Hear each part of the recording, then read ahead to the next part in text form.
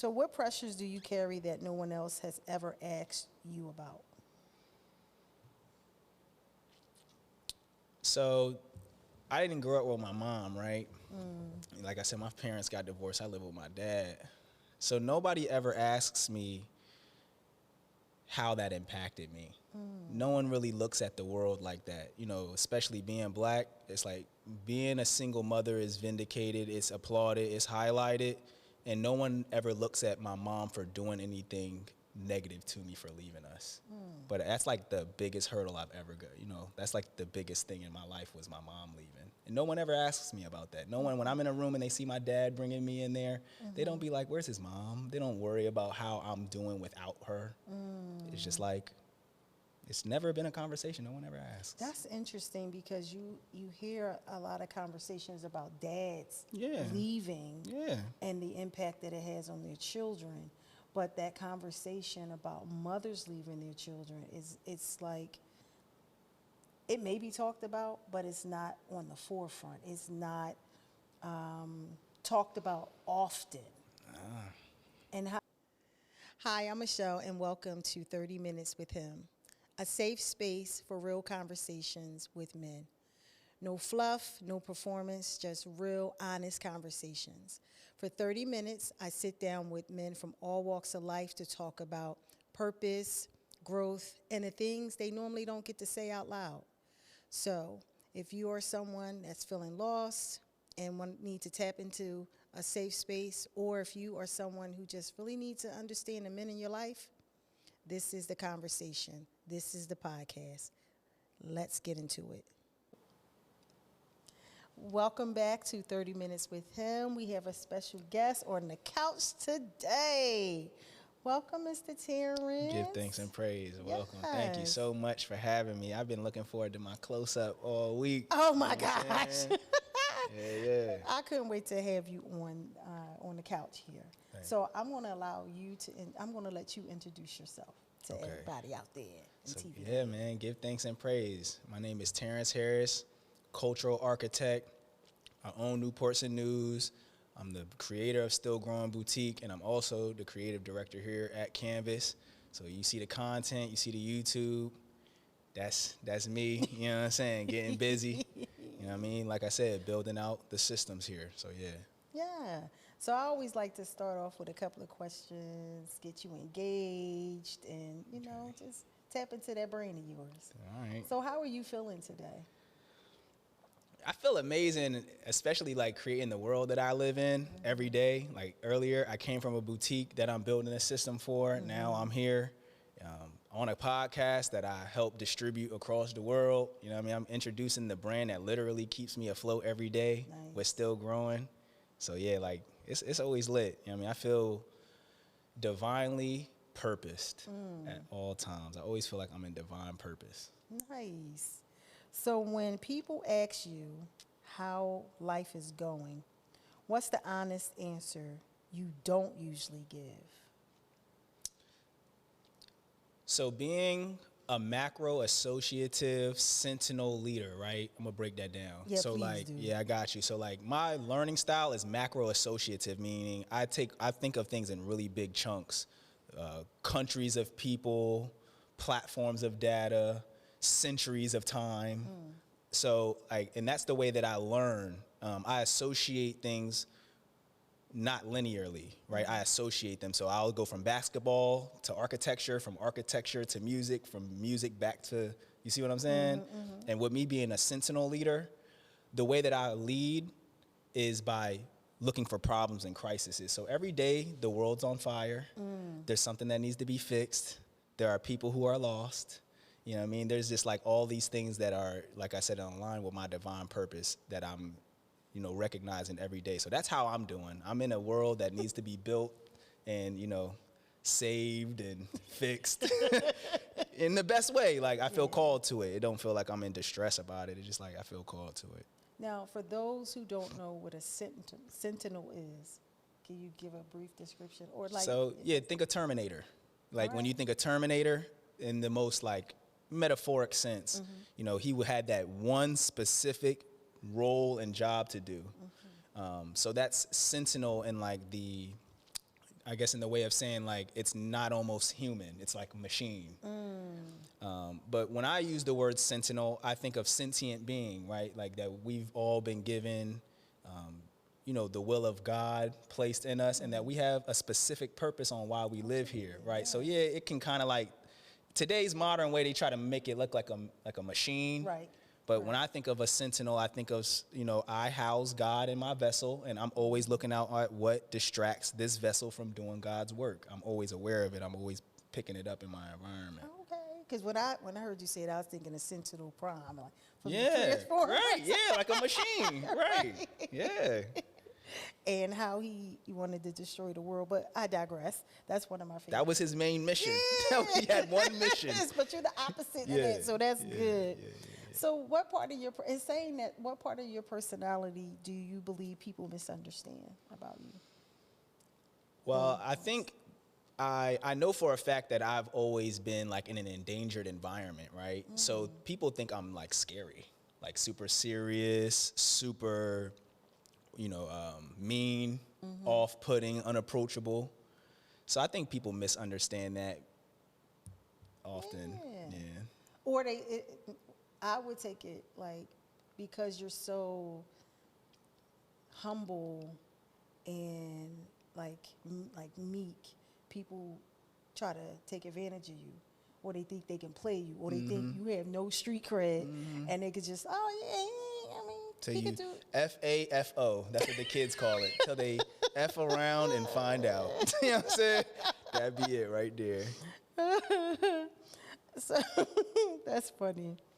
So what's something you had to unlearn to become the man you are today?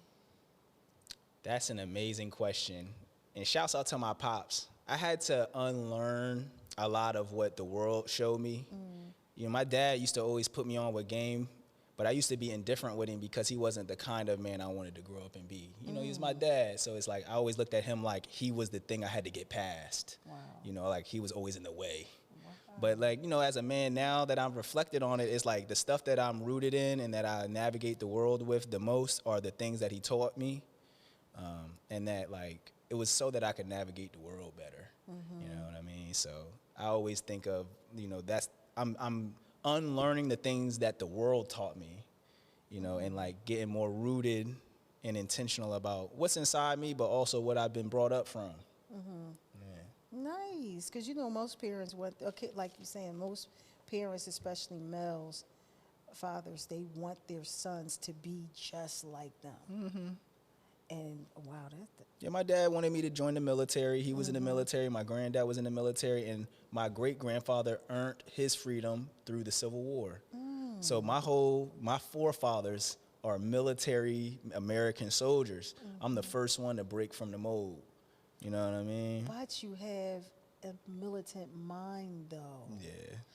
That's interesting. Yeah. You just use yours, and you know, instead of fighting a war, you're fighting. How would I want to say?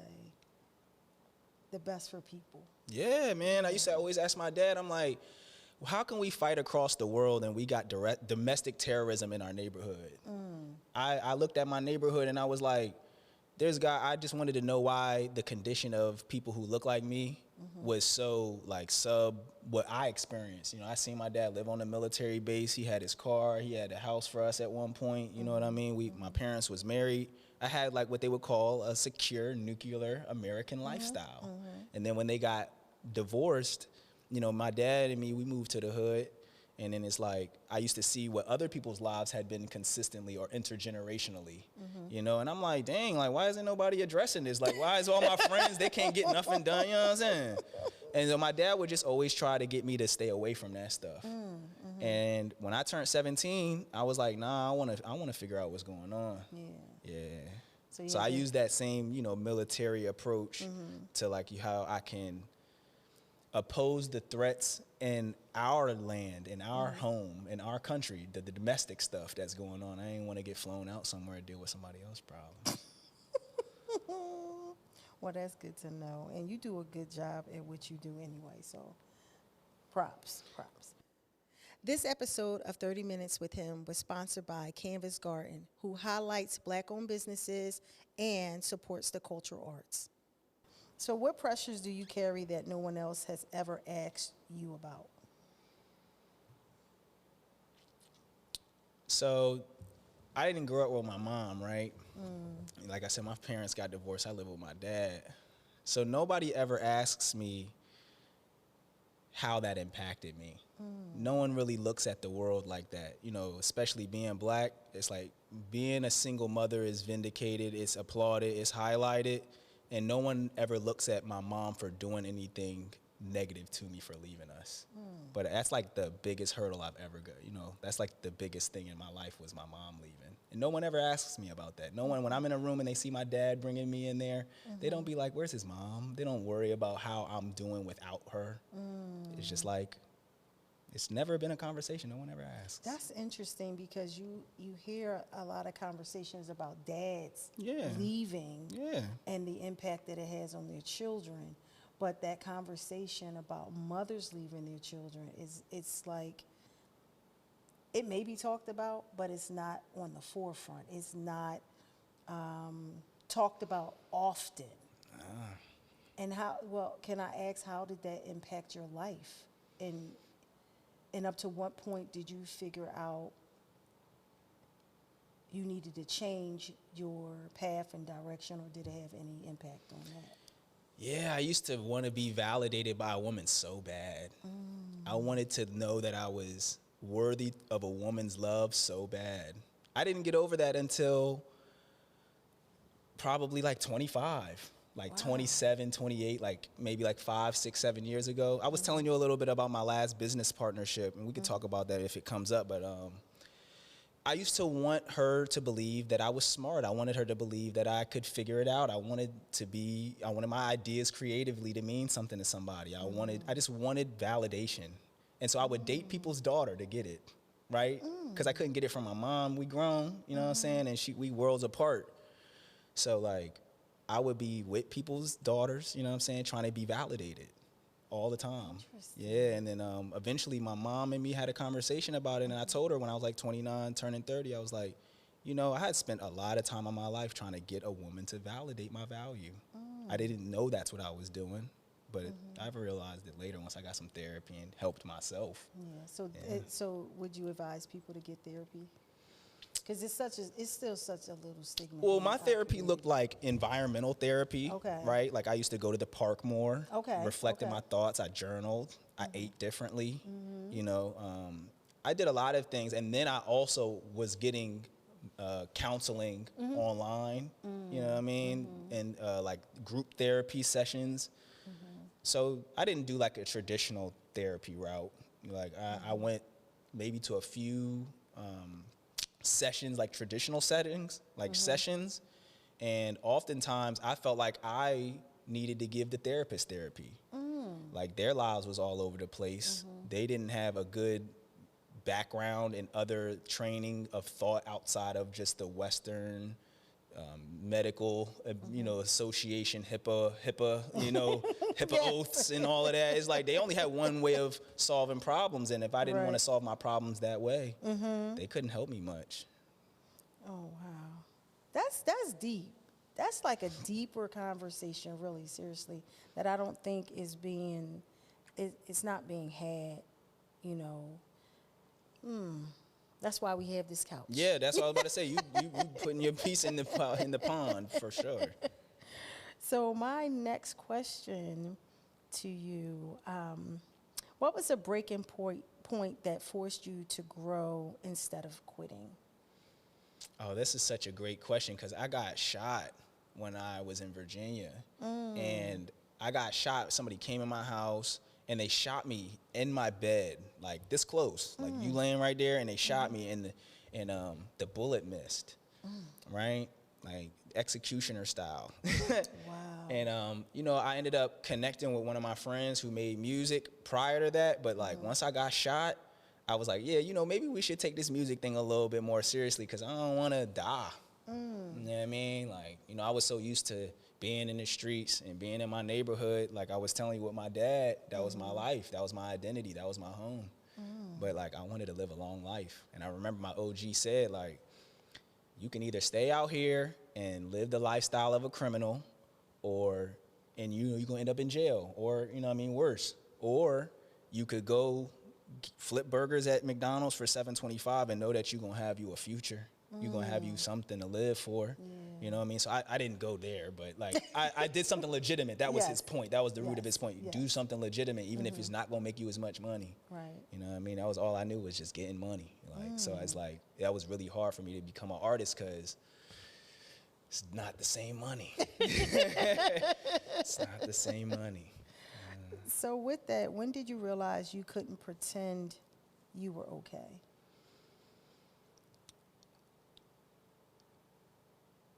I guess in those relationships that helped me realize I was looking for my mom's validations, because I had so many good, like you said, I'm meek, I have a good spirit, and I'm like, man, people are taking advantage of me. People don't see my value. I'm going from couch to couch, but I'm literally building people's lives. I'm introducing them to their husbands. I'm reconnecting them with their mother and father. I'm helping them get a deal. They done secured so much peace and direction and clarity from what I've instilled in their life, but why is it not doing that for my life? You know what I mean? So that was the point in which I guess I was more intentional about just how I was going to start showing up for me, right, instead of just like scraping by. Like really, literally, like, but I definitely had to have like a check-in with self on that one, because at first it was hard for me, because I wanted people to take care of me because I took care of them. Right. Like, I just figured that was that was my nature. That's my nature, if you, but that's not how the world works, so I had to learn that one. Yeah. So what did that season teach you about yourself, if you can go a little bit further? Yeah, I mean, I learned that I could do it myself. Like, you know what I mean? That's like, I had to do all that stuff myself. And so once I do it myself, I'd be really bitter about it at first. Like, man, why did I have to fill that room? Why did I have to go get my license? Why did I have to go fix my credit? Why? Yeah. But then once I did it, then I kind of like, I integrated it. You know what I mean? Now we here. But I still kind of have that chip on my shoulder, as they would call it, that, I have to do a lot that's never been done before, not because people couldn't have done it, but because they didn't care enough to do it. Right. Yeah. Right. So, speaking of love, how has your understanding of love changed as you've gotten older? Well, between 25, I'll say now. Yeah, I mean, shoot, when I was 19, I thought I had to save my partner. I thought that was my job as a black man, is to save a black woman, right? To make sure she gets her bills paid, to make sure that, she feels secure and can live in this world off of me. I thought that was what my value's worth was. Why? That's what I was taught. You know what I mean? My dad provided everything and got nothing in return. That was, and he's okay with that to this day. He has nothing to show for it, and he's like, well, my purpose of being a father was to make sure y'all had something. Not to know himself, not to love himself, not to trust himself, not to need. Wow. He doesn't know, he doesn't even think about that stuff. He's just a man who was meant to provide. You know what I mean? So love now means starting with self, and then that being an extension, right? And number one, I'm only really just showing y'all how much God loved me. Nice. Right? So it's like, God loves me enough for me to have the opportunity to experience this world and his likeness and image, so that I could like love on me, learn how to love this experience, love this vessel that I've been given. Absolutely. And then like, I usually just share that expression of how I love me to those around me. So if I want ownership, I want you to have ownership. God owns me. You know what I mean? If God loves me, I want you to love you like God loves me. Right, you know what I mean? If I feel abundant because God is abundant, now I want you to be abundant because God makes us abundant. So it's like, I just kind of pour it out. Like how I'm receiving it from God, I'm just like replicating it in the world. That's what love looks like to me now, is just showing up with what God given me, and then just multiplying and amplifying it and sharing it with others.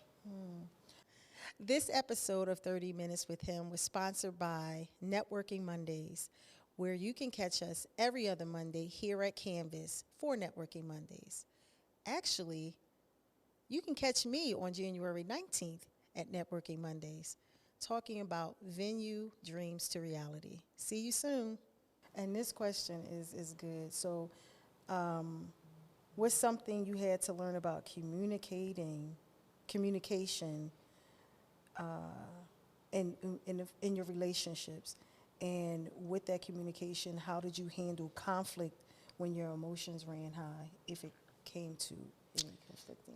Everybody talk about communication, but I'm always big on comprehension, right? A lot of times you can have I've communicated very well with people and they still don't adapt well, they don't comprehend, they don't change their efforts, and it's not for your communication skills to be able to change people.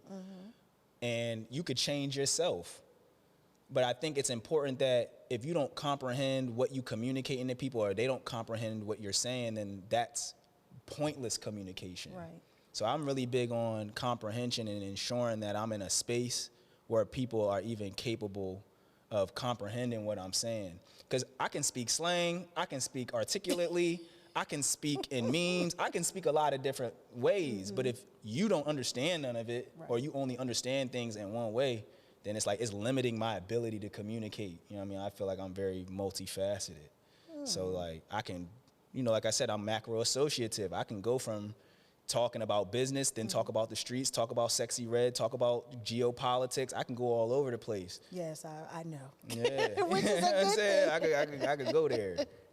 So how do you, when in communicating, if conflict rose, how do you handle your conflict when emotions are running high? How do you handle conflict? Because a lot of people think or believe black men are always like angry and Yeah.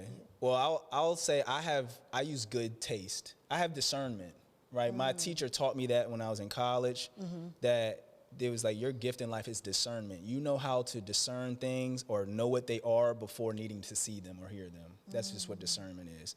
So I qualified as having good taste. Having good taste requires repetition, comparison, exposure.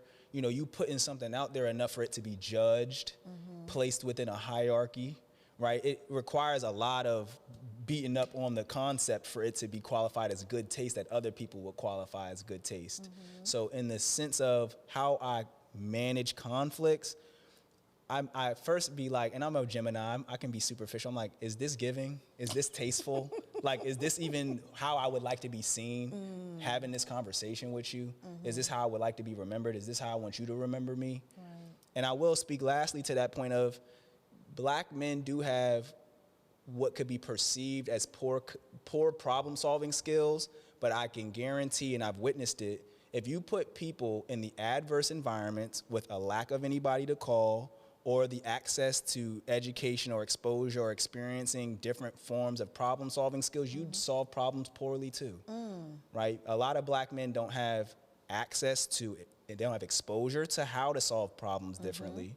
They don't have education on how to problem solve differently, and they don't have experience problem solving differently. Wow. So if you were to give them that, they'd problem solve differently. But yeah, I'll beat you the F up is my problem-solving skill if I don't, but that's a child. You leave a child in a room with limited problem-solving skills, the first thing they do is they punch. That is true. They just punch. Yeah. So that's natural. I don't think that's a black man thing. I think they just don't have the environment where the exposure, the education, and the experience is abundant or plentiful enough for you to be like, you know what, I'm gonna walk away from this one. You know what, I'm gonna just pay for that. You know what, I'm gonna just be quiet. This time I'm gonna speak up. It's like you ain't never seen yourself in them different versions, so you just like, I'm gonna just suppress it until I blow up. You know what I'm saying? Like you know what I mean? I've been there before. Like that's how black men do it. So what motivates you on the days the grind doesn't? So I was realizing I used to be rooted in panic. Yeah. My motivation used to be panic.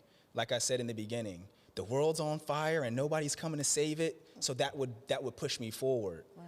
But when you live like that, you have to find more wrong with the world to keep it motivated. It's like your tolerance gets real high. So at first when it's like the rent was due, okay, that bothers you. But then when you adapt to the rent being due, then it's like, all right, well, your rent due too. I need to, adjust to that. And you start piling up more problems just to feel something.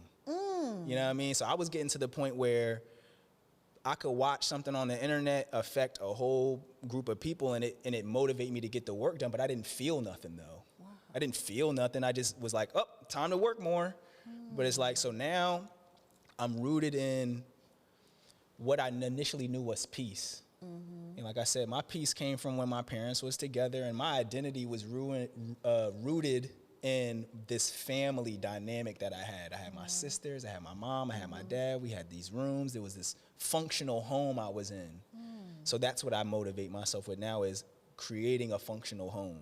Nice. Yeah, like that's where I'm at right now. Like I'm building this, I'm just building these projects. I call my house the lab, because we build medicine in there, we build vision in there, we build our relationship with God in there. Like it's like literally a human development site in my house. Nice. Where it's like we build on each other, we talk with each other, we feed each other. Like that, that's my motivation every day, is how can I put more of me inside this home and then expand that experience, that dominion, get bigger home, get more homes, Nice.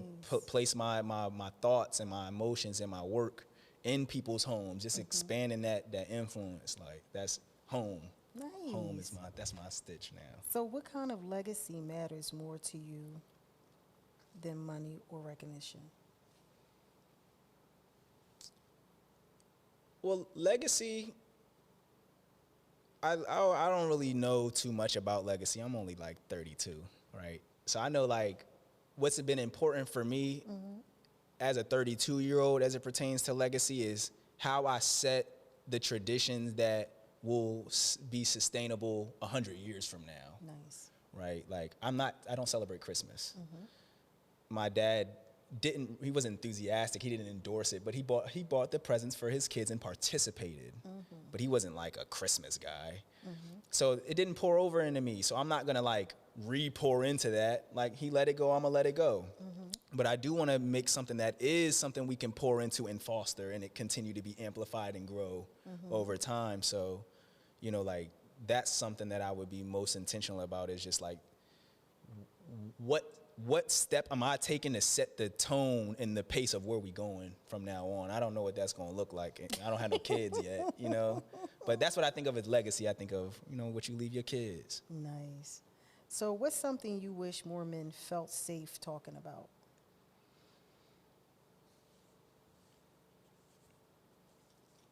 I feel like men have the ability to, know what? I was gonna cop out right there.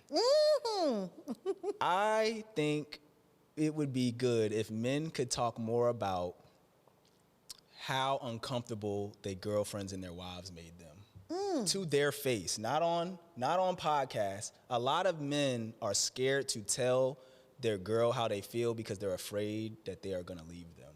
So you can't even confront your girl about how you really feel about the way she doesn't do things, or the way she doesn't like attend to you or give you attention or give you space or give you time or whatever it is. Everybody's dynamic is different. So a lot of times it just becomes criticism. You end up being critical of your girl, but if you could have just came to her and expressed it when it was vulnerable, when you were feeling it in the moment, it wouldn't have came off so critical. Like I'll give it to you for an example. Like I'm in a relationship where I would like to tell my partner sometimes that. This episode of 30 Minutes with Him was sponsored by The Blue Money Book, written by Anthony Harvey. You can purchase your copy on Amazon, or you can visit Mr. Harvey in person at Platinum Farms 215, or you can just stop by Canvas and pick up your copy. I didn't like how much dish soap she used. It would drive me nuts. Like I'd be like, man, you can't wash sin off these plates with dish soap. It used to just throw me off. But I used to be like, I used to get berated about dishes in past relationships. So I used to be scared to even mention it. Like I don't even want to talk about the sink. You know what I'm saying? Don't even make no references of that sink. But so I remember the other day I was like, yo, have you ever considered putting the dish soap in the sponge and not directly on the dishes and then wash them? You know what I mean? I didn't even say you're using a lot of dish soap. I'm just like, but I was scared. Wow. I was scared to just say that. And she was like, why you being so coy about it? I'm like, because I was scared. She's like, really? She was like, I do be putting it in the sponge, you know what I'm saying? And in my mind, I'm like, I ain't never seen you do it, but whatever. I'm gonna let you have that. I ain't never seen you do it, but all right. So it's just stuff like that. It can be something so small, but it'd be like you be scared, and then eventually you get into a real argument. You be like, you start mumbling and grumbling about stuff. And it's like, you should have said that back then. Right. So yeah, that's just like a quick little story. No, but that's so true. If men and women really had honest and true conversations, I think relationships would be much better than they are. I mean, it's just human beings just having real, truthful, and open conversations. I think it would help a lot. It would help a lot. So I have one last question, but I'm going to have you read it. This is my signature end question. So I want you to read it out loud, and then I want you to answer it. So it's this one right here. Okay. What does becoming a better man look like to you right now?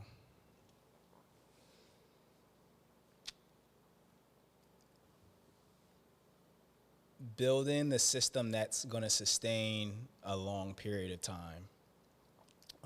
As a man, like, that's what looks better to me right now. Because like I said, I live in a world where, and this is no shade to all the other brothers, but I don't see a lot of men really getting their hands dirty with wanting to build for the future, you know, outside of themselves or like directly their family.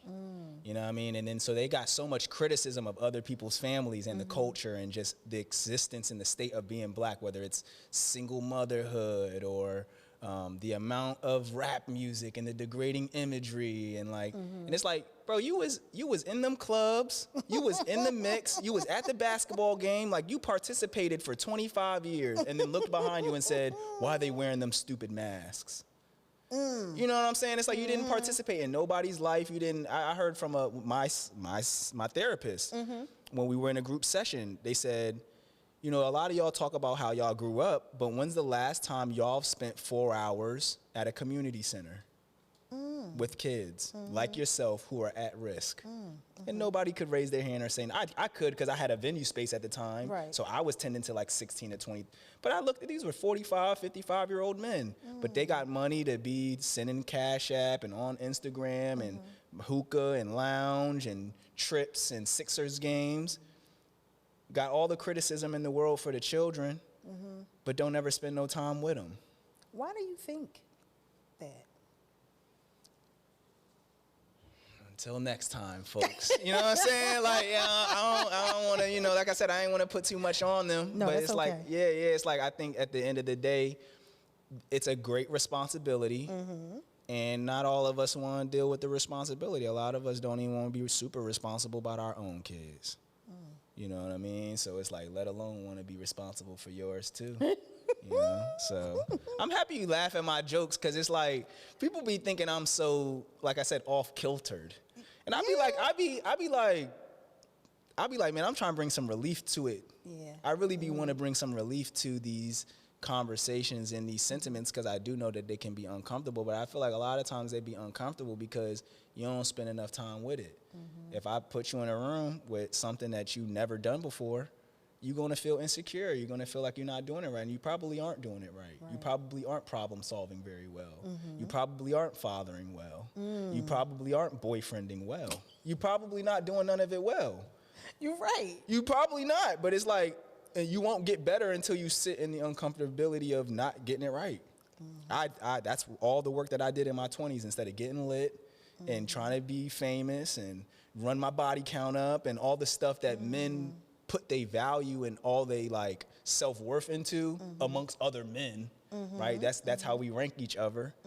I spent time healing and learning how to communicate and being okay with having sweatpants on and a messy set of hair. I mean, you know, I fell in love with myself. I spent my 20s falling in love with me. Nice. So that no matter what, who left, who came, what don't come, what check don't come, what people don't see me, none of that stuff, I don't waver. Nice. You know what I'm saying? And it's like now I'm like, I feel like I have a whole life ahead of me to experience me in a way that I enjoy. I love it.